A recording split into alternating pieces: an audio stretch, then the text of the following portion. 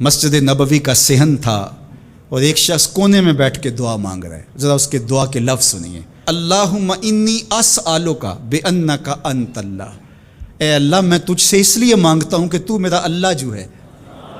ذرا غور کیجیے. میرے والد گرامی فرماتے تھے کہ بیٹا باپ سے کہے کہ ابا جی میں آپ سے اس لیے مانگ رہا ہوں کہ آپ میرے ابو جو ہیں، تو باپ کو اپنا وجود بیچ کے بھی دینا پڑا تو اس کی ڈیمانڈ پوری کرے گا.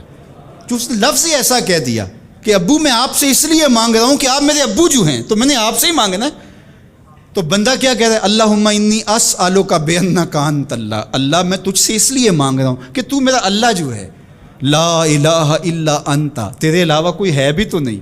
انت الاحد الصمد الذی لم یلد ولم یولد. تو ایک ہی ہے، واحد ہے، اور کوئی ہے ہی نہیں جس در پہ جاؤں. کوئی چوکھٹ نہیں ہے جہاں دامن پساروں، کوئی دہلیز ہی نہیں ہے جہاں جھولی پھیلاؤں.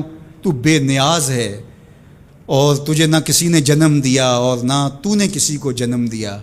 مالک میں تیرے حضور دعا کر رہا ہوں. یہ وہ دعا کر رہا تھا کہ میرے حضور نے سن لی.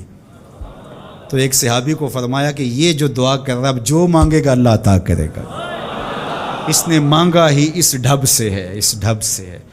ایک دعا اور سن لیجئے جو سیدنا علی المرتضیٰ رضی اللہ تعالی عنہ رب سے مانگتے ہیں. اللہ اکبر. مجھے تو آج سارا دن اس دعا نے نحال کیے رکھا. یہ دعا مانگتے ہیں تو عجیب کیفیت ہوتی ہے. یا سریع الرضا اغفر لمن لا یملک الا الدعاء. اے جلدی راضی ہو جانے والے، چھیتی مان جانے والے، اغفر لمن لا یملک الا الدعاء.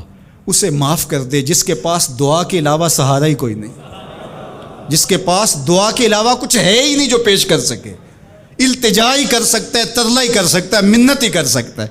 منتوں اور ترلوں کے علاوہ جس کے پاس کچھ نہیں ہے، اے جلدی مان جانے والے اس کی مغفرت کر دے، اس کو بخش دے. اللہ اکبر. تو وہ کریم ہے، وہ کہتا ہے میرے در پہ آؤ تو صحیح، کوئی جھولی پھیلاؤ تو صحیح. ہم تو مائل بکرم ہیں، کوئی سائل ہی نہیں. راہ دکھلائیں کسے راہ رو منزل ہی نہیں. کوئی آئے تو صحیح، جھولی پھیلائے تو صحیح، کوئی طلب تو کرے. دنیا والوں سے مانگیں تو ناراض ہوتے ہیں، اللہ سے نہ مانگیں تو ناراض ہوتا ہے.